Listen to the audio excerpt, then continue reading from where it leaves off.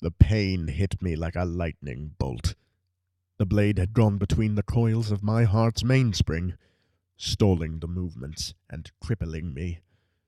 I staggered backwards and fell into the arms of my assailant. Turning my head upwards, I was faced by a visage of cold iron. Precious.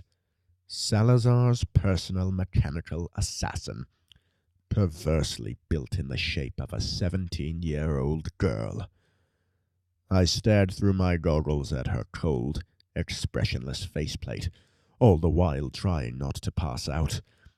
But the jarring spasms of my heart's mechanism were excruciating. With a click, she detached the intrusive blade from her wrist, leaving it lodged between the movements. My body was in turmoil. Every slight movement I made racked me with unspeakable pain. I was helpless. Precious took me by the neck, dragging me out of the cabin and down the corridor, the velvet carpet doing nothing to cushion the impact of the floor on my obstructed heart. She dragged me to the boat deck and tossed me into a propeller boat. I landed with a thud on my back. A new searing pain shot through my chest. My vision blurred. I could barely breathe. I was just coherent enough to hear the dock bay open, and the whir of the propeller boat as it lifted off of the deck. As it left the Phantom, the cold air bit at my damaged heart like shards of frozen glass. I drifted in and out of consciousness. The next thing I remember is being dragged across the ice by my collar, then spun around and forced to my knees. "I must say I was not expecting your company, Edward," came a familiar serpentine voice from above me. Precious took me by the hat and craned my neck upwards to face the villain. Salazar stood before me in his silk top hat and long black cloak, stroking his waxed moustache with one hand and the sterling silver pommel of his sword cane with the other. Opulence and arrogance incarnate. "But I'm so glad you could join us." I could tell that he was just eating this up, savoring my helplessness like a plate of foie gras. From my peripheral vision, I could see just how helpless I was.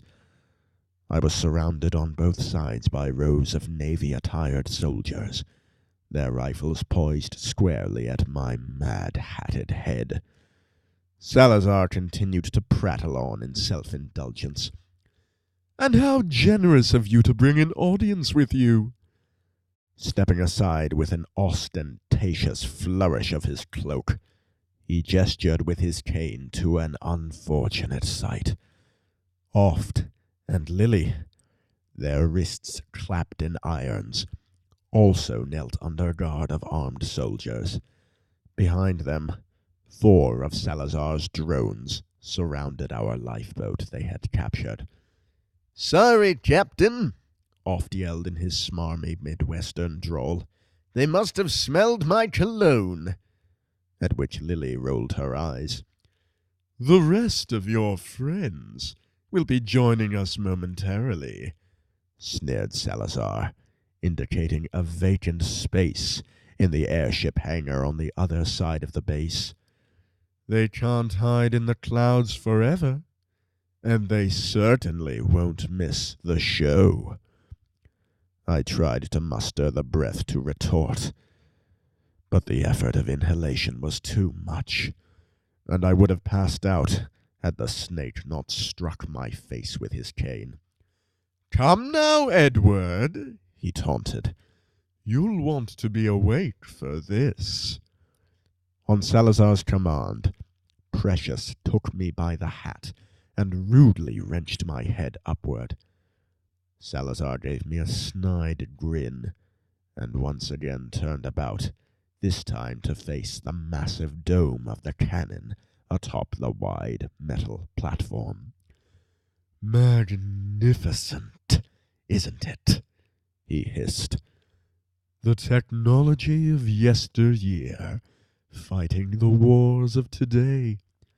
So fortunate that you found us, Edward, for now you can bear witness firsthand to the fruit of my labor. His arrogance was infuriating. The snake had never had an original idea in his wretched, privileged life. Struggling through the pain, I managed to gasp, "Not yours." Salazar frowned and brought his cane to my cheek once more. "Your friend Tesla abandoned his chance for glory centuries ago. His shoulders were not adequate foundation for the future to be built upon."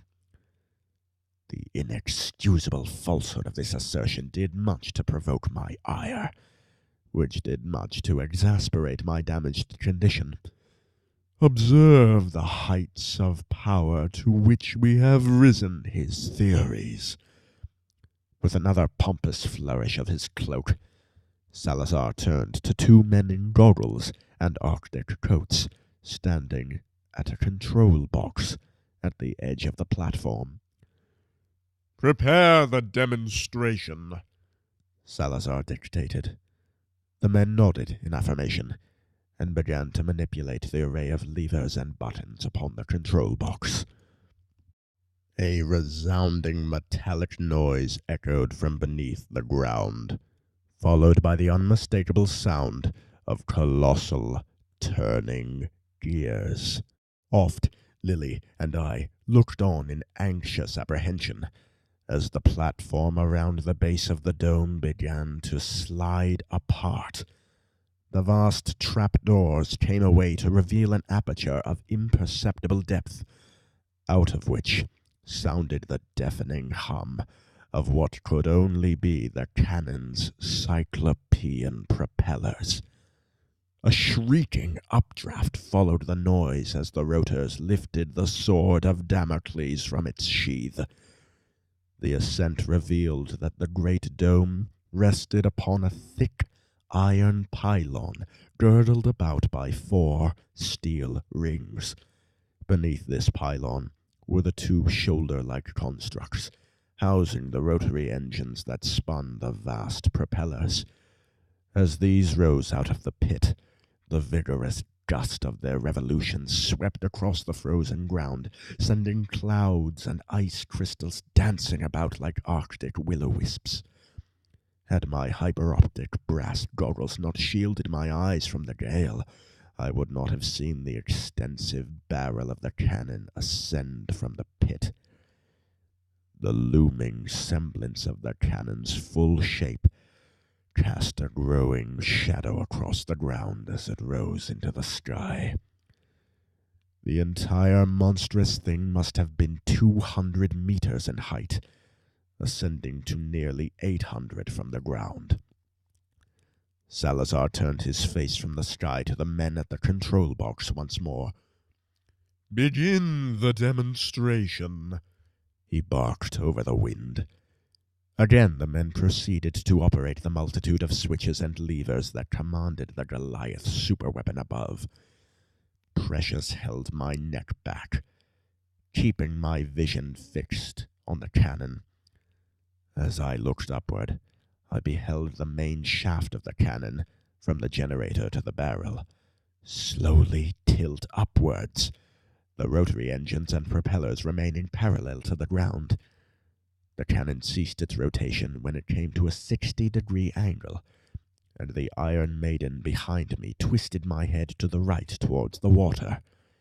I was initially uncertain of what it was I was meant to be looking at, but my eye soon caught a distant iceberg floating alone against the horizon. It did not take much figuring to realize that this glacier was the target of Salazar's demonstration. The serpent turned his arrogant head to the scientists at the controls and uttered the word, "Obliterate."